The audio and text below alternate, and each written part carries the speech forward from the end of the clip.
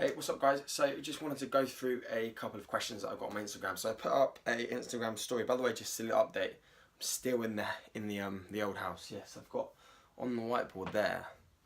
Those are the shows that I've done this year, and unfortunately you can't wipe it off. It doesn't seem to wipe off. It seems to have ingrained in.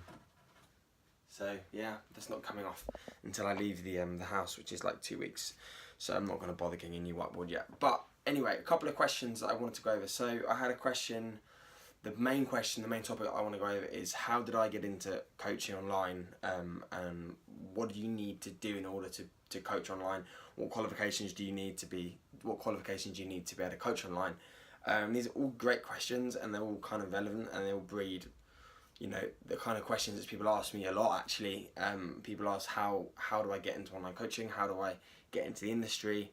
So I'm going to go through what I've done and how I got into the industry. So I started doing kind of personal training, coaching with kind of one-to-one clients when I was about, I'm 24 now, so when I was about 20, I came out from working in a shop, went in straight into a gym environment to work as a personal trainer. So I did that for about 3 years.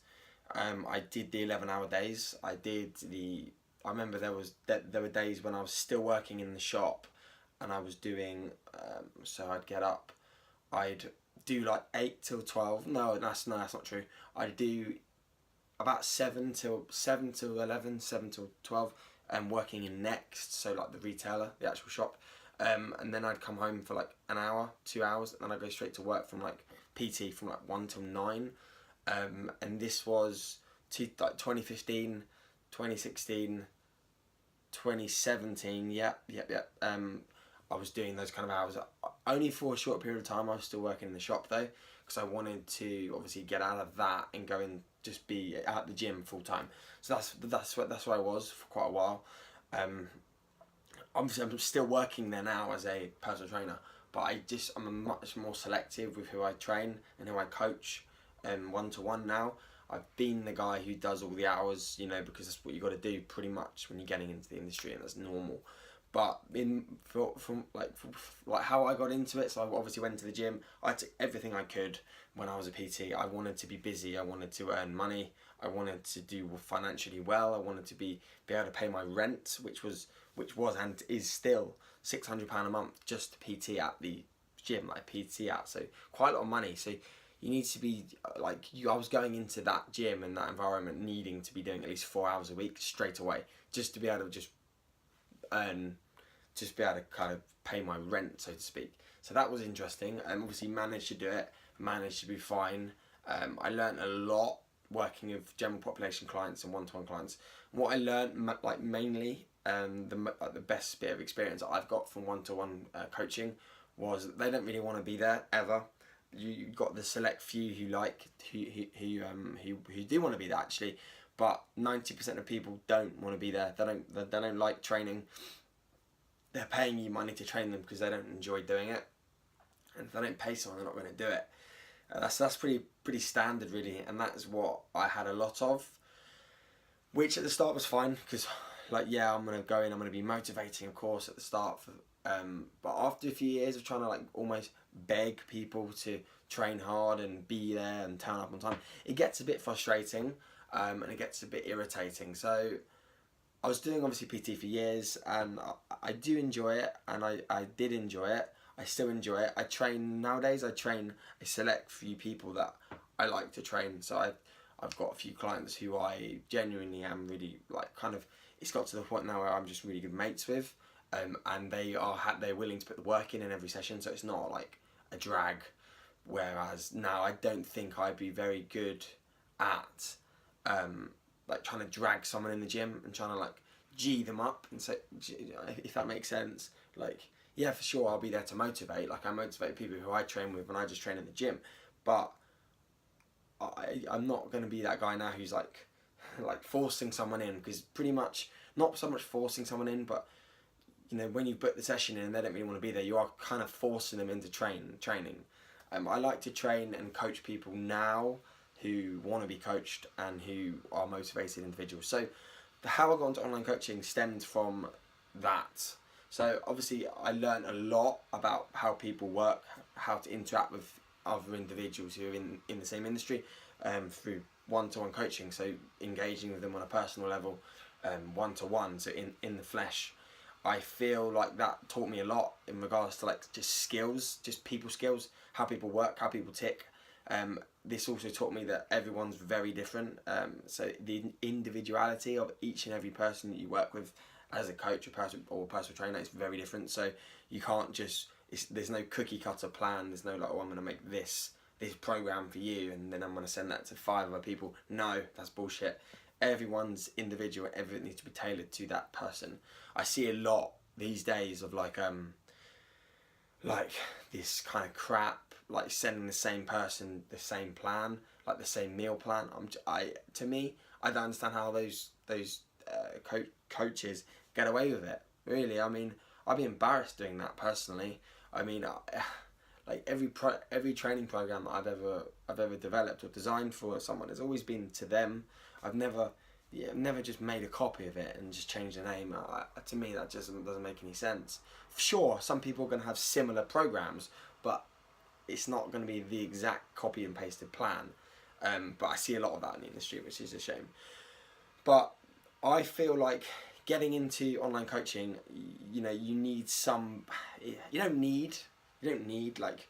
But if you look at the other online coaches around now, they've all done some element of other interaction work with like on a one-to-one basis. So I know most coaches actually have been PTs for sure, and they've done the hours on the gym floor, which is cool, and that allows you, I think, a lot of and brings a lot of experience to the table in order to go forward with your kind of endeavours and career if you want to come away from PT and go into online coaching. So how I actually got into online coaching. So I was coached by AJ, one of my best friends.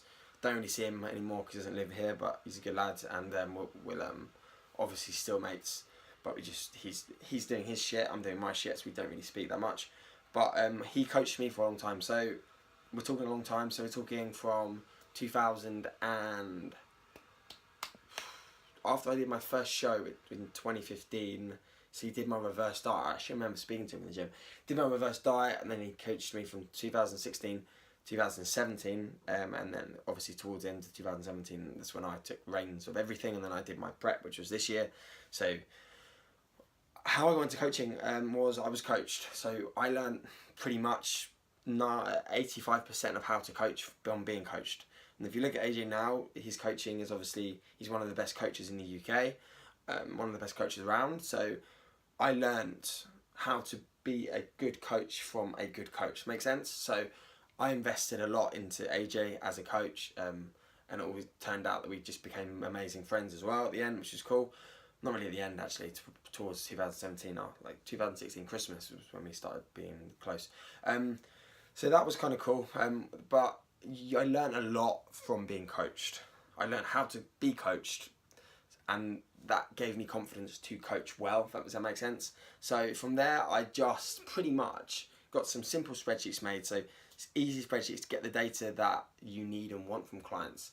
So I don't like to overcomplicate stuff. So on my spreadsheets now is a homepage, has their macros, has the training protocol, it has their like weigh-ins. Then it has a tracking tab where it has carbs, fats, proteins, cardio, sleep, steps. Like a tab, a weigh-in tab as well, that's all filled in, calculates average at the end of the week. So simple stuff, all you need, pretty much. What else do you need? Nothing.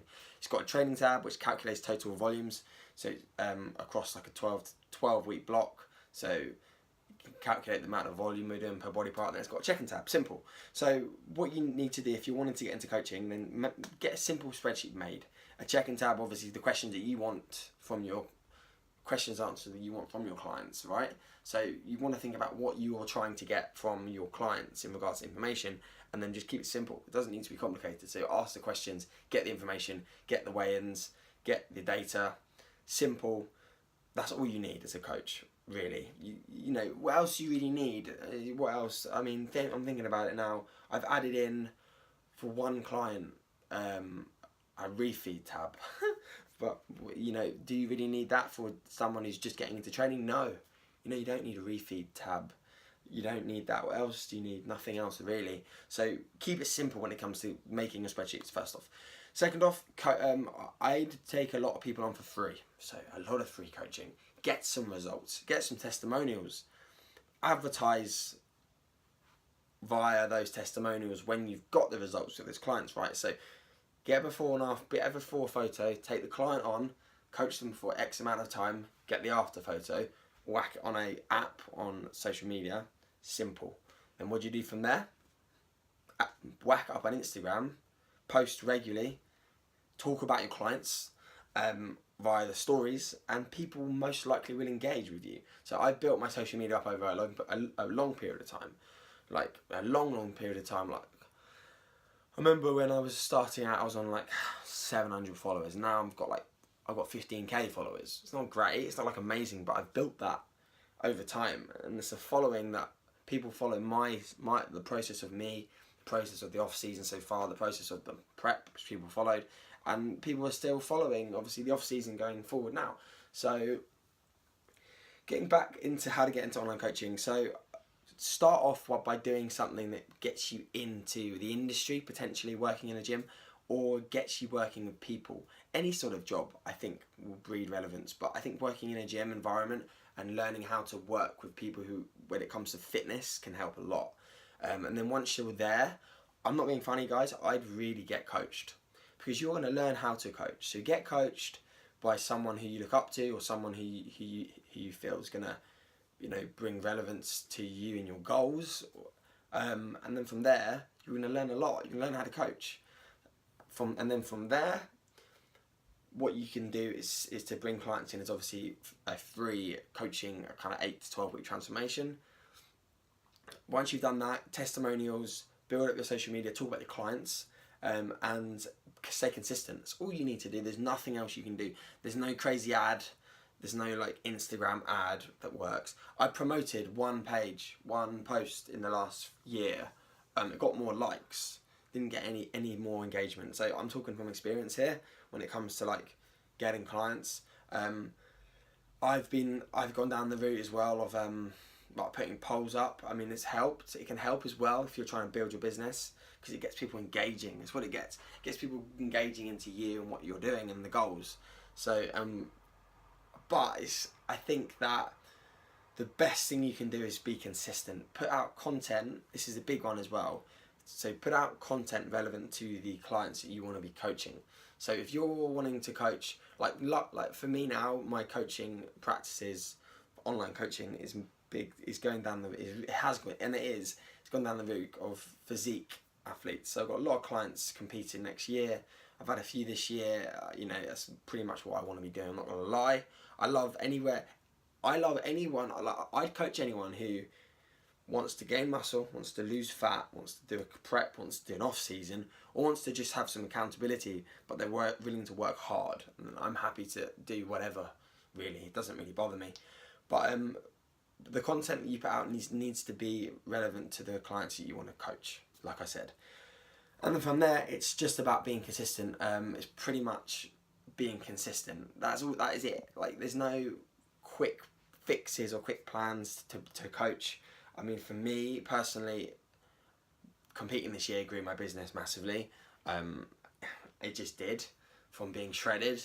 Pretty much, unfortunately, the unfortunate side of social media is when you're shredded and you post up shredded photos, people engage more. Is what it is, isn't it? But how to get into online coaching. Hopefully, I've explained it well, how I've got into it, and potentially what you can do going forward. But my top 5 tips would be: get into a job where you're working with people, ideally fitness. The second, number 2 would be consistent in that job and do it for a period of time. It allows you to learn how other people work and how other people's brains tick. Thirdly, get coached by someone who you look up to as a coach, or someone who you feel is a good coach, or someone who is getting good results with clients. That's pretty much what you need to look for in a coach. Get coached, learn how to coach from being coached.